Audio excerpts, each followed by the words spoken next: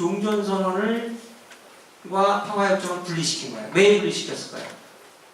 평화협정을 체결하려면 주한미군을 건드릴 수밖에 없는데 구한미군 철수 쉽지 않잖아요. 언제 체결될지도 모르잖아요. 그런데 자기들은 뭐냐? 이거를 분리시키면은 종전선언을 채택해놓고 언제 체결될지 모르는 그 평화협정에 따라 발생할 수 있는 효과, 결과, 영향을 앞당겨서 실현시키겠다는 거죠. 종전선언한 그 시점에 전쟁 상태는 끝났다. 평화가 왔다.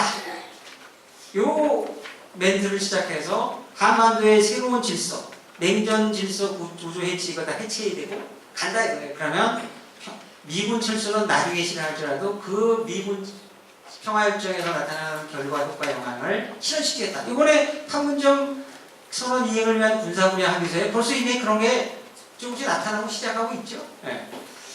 이게 북한의 지금 전략이라는 거죠. 그래서 우리가 이 종전선언을 간단하게 생각하면 됩니다. 자, 제가 순서가 뒤바뀌었는데 아까 법적 효과를 얘기했지만은 실질적 효과 혹은 그 정책 파급 영향은 이거는 우리가 헤아리기 어려울 정도로 내용이 광범위하고 다 난다 이겁니다. 자, 한반도에 정전 체제가 있는데 휴전 체제 내지 정전 체제가 작동하고 있는데 휴전 체제가 급속하게 이제 와야 될 가능성이 있어요. 얼마 전에 이 판문점 선언에 의해 남북 철도도로 연결을 하는 그 합의에 의해서 사전 점거 그걸 위해서 통일부 쪽에서 말이 그 북한 지역을 방문하겠다고 그러니까 유엔사가 제동 건 적이 있었죠. 기억 안 나시나요? 왜냐하면 휴전협정에 따라서 DMZ의 그 관리는 지금 유엔군 사령관, 조선인민군 최고사령관이 같이 하게 되는데 우리 측 DMZ에 관해서 최소한 승인권을 갖고 있어요. 그러니까 이 유엔사의 역할은 뭐냐? 첫째는 뭐냐면 정전협정의 그 집행에 책임이 있습니다. 그리고 특히 정전협정 집행과 관련해서 DMZ의 관리, 그리고 DMZ 안에 있는 JSA의 그 관리. 물론 현실적으로 경비는 우리가 2000년대가 연도는 기억이 안 나는데 그 관리권은 한국군에게 다 넘겼어요. 과거에는 미군이 배속된 유엔군하고 한국군이 같이 했지만 지금은 다 한국군이 하고 있어요. 그러나 어쨌든 JSA하고 DMZ가 그러니까 DMZ 관리 정전협정 유치기. 두 번째는 뭐냐? 유사시에 북한이 남침을 할 경우에 뭐냐면은 별도의 유엔 안보리 결의가 없이 유엔형 군대를 접수하고 통제하는 그런 권능을 갖고 있어요. 이게 뭐냐? 사실은 한미동맹도 북한의 남침 억제력이지만 이 유엔사는 뭐냐? 북한이 남침했을 때 전 유엔형국의 경우에 따라서 개입할 수 있어. 인계철선 역할을 하는 거예요. 그리고 여러분들이 하나 더 제가 발표문에 안 썼는데 여러분들이 유엔사는요. 한국 통일을 지원하는 기능을 갖고 있어요. 이거 잘 모르실 거예요. 제가 발표를 하죠. 유엔 총회 결의 376호라는 게 있는데 1950년 10월 7일 날 채택이 된 거예요. 그래서 뭐냐면은 여러분들 한미연합사는 이 권한을 갖고 있지 않아요. 한미연합사는 북한의 남침을 억제 저지하고 이 제한된 추격권을 가질 뿐입니다. 그런데 한반도의 통일의 권능은 없어요. 그런데 유엔사는 유엔 총회 결의 제376호에 의해 가지고 전 한반도에서 통일 독립 민주정부 수립의 권한과 기능을 갖고 있어요. 이게 엄청난 자산입니다. 이거는 또 제가 다른 논문 발표한 데 있는데 거기를 참고해 주시고요. 그래서 뭐냐? 제가 벌써 한 4, 5년이 됐는데 우리가 한반도의 통일을 이룩하면서 평화적 통일, 자유민주 통일하는 데 있어서 현지 휴전 체제가 바람직한 거냐? 아니면 평화 체제가 바람직한 거냐? 라는 거에 대해서 우리가 그 국방부 사람들과 같이 이렇게 토의하고 논의를 한 적이 있어요. 그런 걸 제가 이제 국제법 전문가하고 참여한 적이 있어요. 저는 개인적으로 현지 휴전 체제가 더 유용해요. 라고 봅니다. 평화 체제가 그러면 평화 체제를 지금 하나 지금 보면 오히려 제가 보기에는 북한의 지금 연방제 통일에 그 여건을 조성해가지고 북한 측 통일에는 보여주는 현대국의 휴전 체제는 아까 말씀드린 평시로 운영되고 있거든요. 그 점을 우리가 망각해서는 안 되고 주한 유엔군 사령부가 지금은 모자를 쓰고 병행하고 뭐 미군하고 겸직해서 실제 인원은 300명 채 될까 말까 하지만 이게 실제 전쟁이 났을 때는 상당히 많은 역할을 하고 한반도 통일의 본능을 갖고 있다는 사실을 알아야 돼요. 그러니까 우리는 통일을 지원하는 기능이 있는데 이 유엔사가 눈에 갇힙니다. 북한의 입장에서는. 한미동맹도 그렇지만 자기들은 말이죠. 상황이 조성되면 전민 항쟁에 의해서 북한과 남한이 합세해갖고 합작해서 미군 쫓아낼 수 있다고 자기는 생각하고 있는 사람들이에요. 그게 실현되지 않으면 그렇게 생각하고 있어요. 근데 유엔사는 눈에 갇힙니다. 이게 국제적인 메커니즘이거든요. 그래서 여러분이 기억해야 되는데 91년 9월달에 유엔 가입했을 때 연영국 총리가 유엔에 연설할 때 유엔사 해체를 주장했어요. 유엔사 해체를. 한미동맹을 걸으면 유엔사 해체를 주장했다는 거. 비정상적인 거라 이렇게 얘기했다는 거죠. 그래서 제가 여기 보면 NLL도 문제가 될 수 있고 유엔군 사령관이 선포했으니까 그래가지고 이 남북한 유엔 형국이고 전쟁 상태가 종결됐다. 이제 평화의 새로운 질서를 수립하자. 남북한 간에 말이지 NLL 이거 일방적으로 선포한 거고 북한이 동의도 안 한 거고 이런 불법 위력에선 걷어치워. 그리고 유엔에 한국 회가 보니까 등거리 인접국가는 등거리 원칙이야. 그러면 황해도 경기도 독해선 연장선상에 따라서 하자. 그게 이제 북한이 주장해왔던 선입니다. 99년 9월달에 서해 해상군사분계선.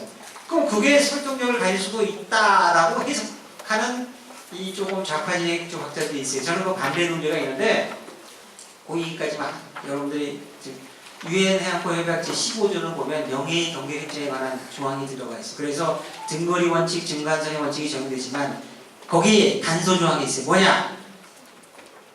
그 역사적 권한과 기타 특별한 사정이 있을 경우, 역사적 권한, 히스토리컬 타이틀이나 기타 특별한 사정이 있을 경우에는 이에 따르지 않는다. 이렇게 돼 있어요. 그러니까 등거리 원칙이 언제나 망고불변이 아니다 이 말이죠. 그러니까 우리가 그리고 남북기본 합의서, 부속 합의서에서도 NLL을 묵시적으로 인정하고 있고 뭐 여러 가지 이유를. 그러니까 우리가 북한의 논리, 우리 또 친북 좌파진영의 논리에 대해서 우리 자체의 또 친대한민국적인 논리를 우리가 갖고 있어야 돼요. 그래서 여러 가지 파급 영향이 많이 들어갈 생각 예정이 돼요. 그리고 평화 뭐라 그러냐면 종전선언이 채택이 되면 그 다음에 뭐라 그러냐? 냉전구조 해체가 시작됐다. 냉전 시대의 적대적 대결적인 범위 국가보안법 그것도 이제 해체되고 정비되지 않나. 이미 우리 총리랑 우리 북한에 가서 말이야 그런 얘기 했잖아요. 종전선언하면 더 탄력을 받고 더 얘기할 거예요. 이제 평화 시대가 왔는데 언제까지 적대적이고 대결적으로 하냐 말이야. 이렇게 나오고 그 NGO들이 더 국회에 달려가지고 국회의원들하고 국가보안법 말이지 폐지하라고 많이 요구할 거예요. 그러면 또 법률안이 제출될 가능성이 있습니다. 이런 것들이 다 이제 파급 영향이죠. 그래서 제가 시간 조금만 더 주세요. 네. 첫째 뭐냐? 정전선언의 위험성, 부적절성인데요. 첫 번째로 시기적으로 부적절합니다. 왜냐? 북한이 지금 핵폐기 한 거 있어요. 그 시효는 했죠. 뭐 이렇게 동창회에서 미사일 발사장 해체하고 말이죠. 그 다음에 한국 길줄이에 있는 뭐 이런 것들. 미사일 발사장 이런 거라든가 이런 것들은 했지만 실제로 검증도 이루어지고 있지 않아요. 그거는 또 사실은 핵무기 그 자체는 아니죠. 그렇죠? 핵무기를 장착해서 발산 대륙간 탄도탄이라든가 이런 장거리 미사일 발사장인데 저는 이게 지금 왜 이렇게 됐는지 몰라요. 저는 이게 종전선언의 구도로 가면은요 어렵사리 육자가 합의한 9.19 공동성명 체제를 허물고 그보다 더 앞서 나가는 9.19 공동성명에 하면은 여러분 알다시피 핵 폐쇄, 핵 샷다운, 그다음에 디스에이블링이라고 해서 핵 불능화, 그다음에 핵 폐기, 디스맨틀먼트 이 3단계였어요. 그리고 이 9.19 공동성명 체제에서는 이 핵 폐기가 상당히 진전된 어느 시점에 세퍼레이트 포럼, 별도의 포럼에서 정전협정을 평화체제로 전환하는 그런 논의 협상을 개시한다 이렇게 돼 있어요. 최소한 핵 불능화 이후라고 저는 보는데 그때 딱 못 박지는 않았지만 지금 못 빼가지. 북한은 그 이후에 플루토늄 핵무기 많게는 20개에서 50개 얘기하는 사람도 있고 그런데 그 다음에 또 우라늄 핵무기까지 수소폭탄 실험도 했는지 말는지 어쩌고 주장을 하고 있는데 엄청나게 핵 능력이 고도화됐잖아요. 지금 핵 동결도 하는 상태입니다. 94년에는 핵 동결, 북미 제네바 북미 기본을 핵 동결이라는 말 썼고, 그다음에 핵 폐쇄라는 말도 셧다운도 안 하고 아예 사찰도 안 하고 아무것도 안 하고 핵 리스트 신고 그것만으로 종전선언한다? 교환한다? 이거 지금 뭐 9.19 공동성명체제도 지금 뒤엎는 겁니다. 이게 지금 우리가 지금 핵은 더 보도해야 되는데 9.19 공동성명체제로 돌아가서 그 이행을 해도 지금 할까 말까 하는 상황에서 집회가 제대로 될까 말까 하는 상황인데 핵 동결, 핵 폐쇄도 안 된 현재 상태에서 종전선언을 얘기한다? 이건 시기적으로 맞지 않고 부적절하고 한다는 거죠. 그 다음에 저는 원래 이게 뭐냐, 북한이 핵을 개발하게 된 거는 자위적 핵 억제력, 미국의 대북 적대시 정책, 그 다음에 정전체제, 한미동맹으로 군사훈련에서 압박하고 그러니까 지금 뭐냐, 체제보장이 지금 시급하다. 그런 얘기, 그 체제보장의 일환으로 나왔던 아이디어이기도 합니다. 체제보장의 일환으로 논의가 되기도 했었어요. 그래서 지금 우리야 북한이 그런 자기들의 안전보장에 우려가 있으면 이 종전선언이 차라리 북미 간의 불가침 합의가 오히려 더 적절한 거예요. 북한이 원하는 거는 종전선언은 오히려 우리의 지금 한반도의 안보 질서를 흐트러뜨리고 오히려 약화시키고 그런 위험성은 많은데 이거를 얘기하면 북미 불가침 합의를 하고 정말 조금 더 양보하면 이런 거라고 핵폐기 진전하면 미국이 종전선언을 추진할 의지는 있다라는 의지 표명 정도는, 만약에 종전선언이라고 하는 것을 그 대세를 막을 수 없을 때에도 현재의 단계에서는 이게 지금 종전선언할 단계가 전혀 아니다. 종전선언 이런 북한 핵폐기를 상당히 진전시켰을 때 종전선언 추진의 의지를 표명할 수 있습니다. 이거 불가침 합의를 하면 돼요. 2002년에 제임스 캐디가 북한에 들어가가지고 뭐냐면 북한의 우라늄 핵무기 개발하고 있어. 900회. 그럴 때 그래 하고 있다고 이렇게 한 적이 있어. 그때 뭐라고 하냐면 2002년 10월달에 뭐냐면 북한이 미국에 대해서 불가침 조약을 체결한 적이 있어요. 요구한 적이 있어요. 지금 오히려 체제보장에 일어날 관점에서는 북미 불가침 합의가 더 적절한 거지 종전선언은 전혀 아니다. 그리고 이 종전선언을 한번 해버리면요, 전쟁이 끝났다, 평화가 도래했다 그러는데 북한의 핵핵이 계속 이행 안 하고 말이죠. 계속 질질 끌고, 그리고 우리 사회에서 우리의 그 안보体制 악화시키는 여러 가지 합의를 자꾸 남한하고 하려고 그러고 한미 간의 그 관계를 이간시키고 이렇게 하는 상황이 자꾸 전개됐을 때 미국이 말이에요. 그 종전선언 폐기하겠다. 폐기 쉽지 않습니다. 그러니까 저도 사실 딱 종전선언을 말했을 때 폐기하면 휴전체제로 돌아가는 거냐? 어떤 사람은 전쟁 상태로 돌아가는 거다. 휴전체제로 돌아가는 거냐? 이게 아주 미미한 부분이 있어요. 폐기하기도 쉽지 않고 이게 정적 근반함의 효과입니다. 에스토펜이라는 건데, 그리고 우리 남북 간에도요, 무슨 14정상선언, 6.15 공동선언, 남북기본합의서, 실성공동면 전부 폐기한 거 하나도 없어요. 이행되지 않지만 우리가 이걸 폐기를 해버리면은 폐기하는 거 쉽지 않다는 거죠. 그럼 아마 정권이 바뀌어도 말이죠, 종전선을 뭉개고 실제로 백제하고 휴전체제를 강화해서 얘를 이렇게 나가고 그걸 죽이려고 하지, 종전선언은 폐기한다, 복회할지 쉽지 않은 선택이 있습니다. 왜냐하면 그렇게 되면 전쟁 세력이 돼요. 호전적이 되버려요. 그러니까 이건 쉽지 않다고 봅니다. 미국 쪽에서도 전문가들이 또 말 바꾸기 했습니다. 또 북한이 종전선언, 비핵화 이행 안 하고 지연될 때 과연 종전선언을 깰 수 있을지 쉽지 않다는 것이고, 또 북한이 이렇게 말 바꾸고 계속 이렇게 지연하는 것을 비춰볼 때 저는 좀 우리의 대책이 마땅한 대책이 없는데 이런 중요한 카드를 갖고 있다. 저는 하지 않는 게 좋지만 이 카드를 한다면은 결국 평화협정 체결과 가히 같은 시기에 써볼 수 있겠죠. 그거는 결국 핵폐기가 시작됐을 때죠. 핵불능화, 핵폐기가 가져질 때 그때 써볼 수도 있을지 모르겠으나 지금은 전혀 시기에 맞지 않는 것이고, 만약에 종전선언이 채택이 되면요, 그때부터는 뭐냐, 이 판문점선언에 나왔지만은 평화협정 체결을 노력한다고 했잖아요. 평화협정 체결 이슈하고 핵 문제가 대등한 선상에서 논의가 되고 이게 서로 연계를 하는데, 지금 현재 구도는 어땠습니까? 작년까지만 해도 유엔 제재하에, 한미동맹을 유엔 제재하에 대북 핵 압박거든, 북한이 핵 포기해라 이렇게 나왔던 구도인데 이제는 거꾸로 말이죠. 평화협정 문제의 진전을 보야 북한의 핵폐기 일부를 얻어내는, 비핵화 문제 일부 얻어내는 구도가 역전돼 버릴 가능성이 아주 많게 되고, 가불의 관계가 지금은 국제사회와 한미일 국제사회가 각이고 북한은 우리였어요. 근데 가불 관계도 바뀔 가능성이 아주 높아요. 북한이 이제 평화협정 진전해야 핵을 조금씩 살라미 전전에서 하나씩 내주는 이런 식으로 가게 된다는 것이죠.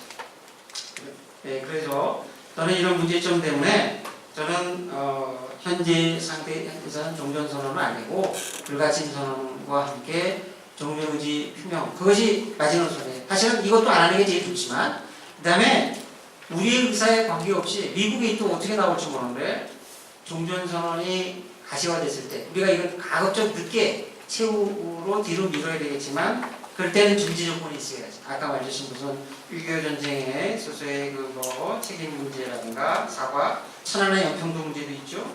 그 다음에 NLL 분수, 그 다음에 뭐냐면 그 종전선언을 했을 때는 휴전협정이 있지만 종전선언에도 불구하고 휴전협정은 여전히 유효하다. 휴전협정 62항에 따라서 휴전협정은 계속 유효하다는 걸 아직 못 박아야 돼요. 그리고 북한의 핵폐기 노력 의무도 명기해야 됩니다. 그리고 국군포를 안 뽑자. 예? 6.25 전쟁에 따른 그 이해되는 문제들의 해결, 의식, 이런 것들을 저는 넣어야 된다고 생각하고, 지금 제가 많이 들으셨는데요. 그냥 일부만 얘기하겠습니다. 지금 현 정부가 판문점 선언을 국회 기준 동의한다고 그러잖아요.